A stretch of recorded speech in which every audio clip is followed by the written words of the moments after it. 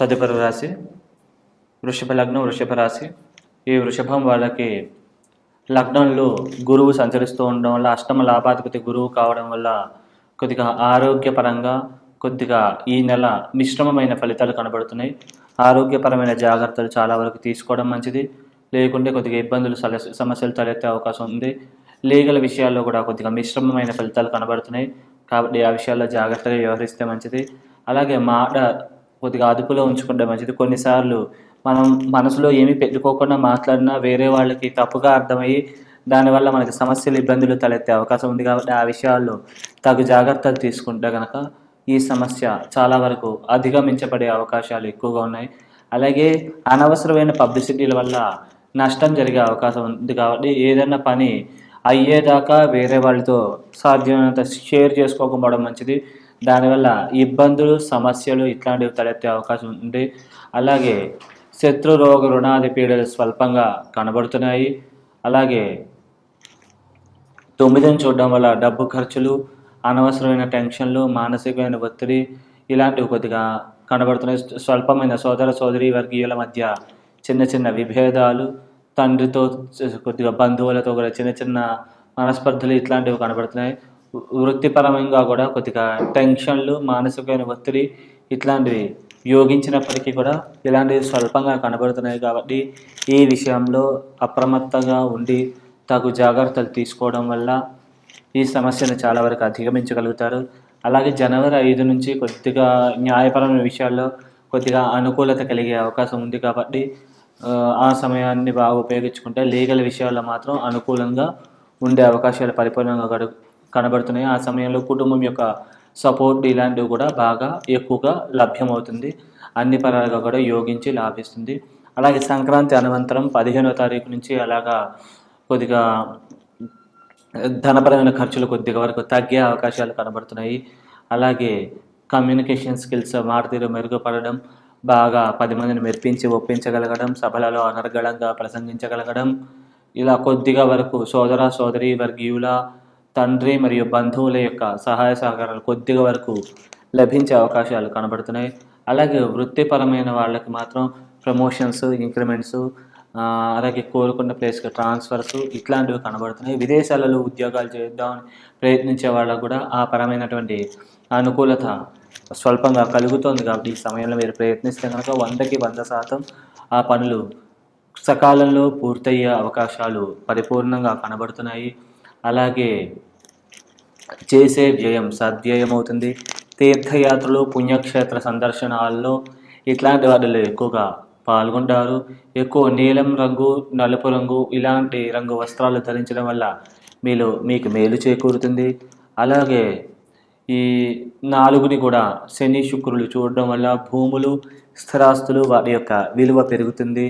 అలాగే మీరు ఏమైనా భూములు కొనాలనుకున్నా మీరు అనుకున్న రేటుకి దగ్గరగా భూములు లభ్యమయ్యే అవకాశం ఉంది. అలాగే మీకు కావాల్సిన, మీరు ఎలాంటి వాస్తు అయితే, ఏ ఫేసింగ్ అయితే చూద్దాం అనుకుంటున్నారో ఆ ఫేసింగ్లో భూములు కూడా మీకు లభ్యమయ్యే అవకాశాలు ఉంటాయి. కాబట్టి ఈ సమయంలో మీరు ప్రయత్నిస్తే ఎక్కువ అలాంటి భూములు లభ్యమయ్యే అవకాశం ఉంది. అలాగే మీరు ఏమైనా ప్రాపర్టీస్ అమ్మాలనుకున్నా కానీ ఈ సమయంలో మీకు అమ్మితే కనుక మీకు కోరుకున్న రేటుకి దగ్గరగా ఆ భూములు అమ్ముడయ్యే అవకాశాలు పరిపూర్ణముగా కనబడుతున్నాయి. కాబట్టి ఈ సమయంలో ప్రయత్నిస్తే మీకు అన్ని పరాలుగా కూడా యోగించి లాభించి పరిపూర్ణమైనటువంటి శుభకరమైన, మంగళకరమైన ఫలితాలు గోచరిస్తున్నాయి. కాబట్టి ఈ సమయాన్ని ఉపయోగించుకుంటే అన్ని పరాలుగా కూడా మీకు మేలు చేకూరే అవకాశాలు కనబడుతున్నాయి.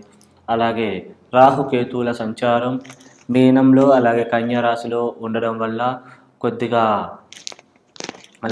లాభాభివృద్ధి, కేతు అయిపోయి రాహు మిగిలితే మంచి లాభాభివృద్ధి, విద్యాభివృద్ధి, విద్యార్థులకి విద్యలో మార్కులు ఎక్కువగా రావడం మరియు చదివిన క్వశ్చన్లే ఎగ్జామ్స్లో వచ్చి ఉన్నత స్థాయి ఉత్తీర్ణులు అయ్యే అవకాశాలు పరిపూర్ణంగా కనబడుతున్నాయి. దైవికమైన బలం, శక్తి పెంపొందుతుంది.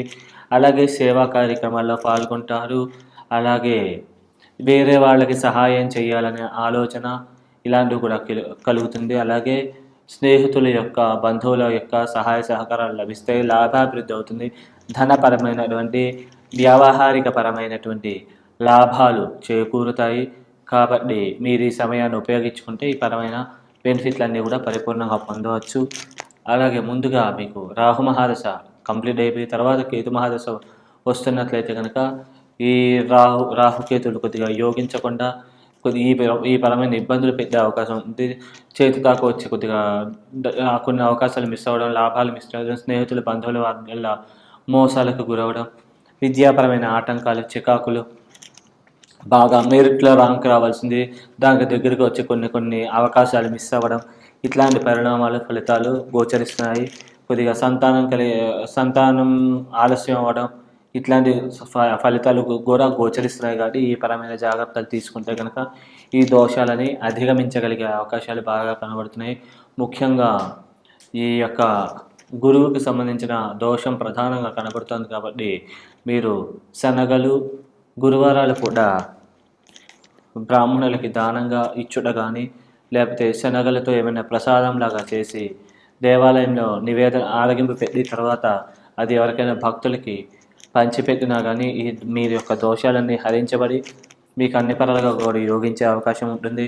అలాగే మీరు గణపతికి సంబంధించిన స్తోత్రము కానీ, లేకుంటే శివుడికి సంబంధించిన స్తోత్రం కానీ ఇలాంటివి ఏమన్నా ప్రతిరోజు నియమబద్ధంగా పారాయణ చేయడం వల్ల, అలాగే నమశివాయ మంత్రాన్ని కూడా రోజు ఒక 21 సార్లు జపించడం వల్ల లాభాలు మేలు పరిపూర్ణంగా చేకూరి మీకున్న దోషాలన్నీ కూడా హరించబడి మీకు అన్ని పనులు కూడా ముందుకు వెళ్తాయి.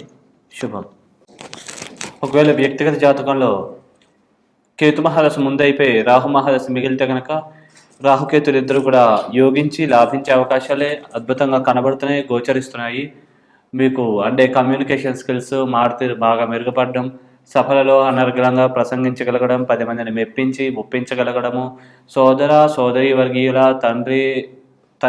తండ్రికి సంబంధించిన తండ్రి వర్గీయుల సహాయ సహకారాలు బాగా లభించి వారు మీ ప్రతిభకి తగ్గ అవకాశాలు కొద్దిగా కల్పించే అవకాశాలు గోచరిస్తున్నాయి. అలాగే మీకు అన్ని పరాలుగా కూడా చివరిదాకా లంక్షన్ పెట్టినప్పటికీ కూడా అనుకోని విధంగా అదృష్టం కలిసి వచ్చి మీరు అనుకున్న పనులన్నింటిలో కూడా విజయాలు కూడా సాధించగలుగుతారు. మరియు చివరిలో అదృష్టం భరించే అవకాశాలు బాగా కనబడుతున్నాయి. ఒకవేళ వ్యక్తిగత జాతకంలో ముందుగా మీకు రాహు అయిపోయి కేతు మిగిలితే కనుక ఈ పరిణామాలు ఫలితాలు కొద్దిగా వ్యతిరేకంగా కనబడుతున్నాయి, గోచరిస్తున్నాయి. కాబట్టి తగు జాగ్రత్తలు తీసుకోగలరు. ఆయన మారుతీరులో తడబడడం, సోదరి వర్గీయుల మధ్య విభేదాలు సమస్యలు తలెత్తే అవకాశం ఉంది. మారుతీరు మాట వల్ల సమస్యలు కొని తెచ్చుకోవడము, మనం ఒకలాగా మాట్లాడితే వేరే వాళ్ళకి ఇంకోలాగా అర్థమయ్యి దానివల్ల సమస్యలు ఇబ్బందులు ఇట్లాంటివి తలెత్తే అవకాశాలు కనబడుతున్నాయి, గోచరిస్తున్నాయి. కాబట్టి ఆ విషయంలో తగు జాగ్రత్తలు తీసుకోగలరు. అనుకోని విధంగా కొన్ని అదృష్టాలు అవకాశాలు కూడా చేజారిపోయే అవకాశాలు కనబడుతున్నాయి. కాబట్టి ఈ పరమైన జాగ్రత్తగా తీసుకుని కొద్దిగా మౌనం పాటించినట్లయితే ఈ సమస్యలన్నింటిని గురించి కూడా అధిగమించగలుగుతారు. అలాగే మీరు వ్యక్తిగత జాతకంలో ఈ దోషాలన్నింటినీ కూడా అధిగమించగలిగి మీరు అనుకున్నవన్నీ పరిస్థితికి అన్నిటికీ చేరుకోవాలనుకుంటే కనుక దైవిక బలం శక్తి పెంపొందించుకోవడం నిమిత్తం విశేషముగా సుబ్రహ్మణ్య స్వామి ఆరాధన, స్వామికి సంబంధించిన స్తోత్రపారాయణ, అభిషేక అర్చనాదులు ఇట్లాంటివి చేసుకోవడం మంచిది. అలాగే ప్రదక్షిణ చేసుకున్న అది కూడా మంచిగా జరుగుతుంది దానివల్ల కూడా.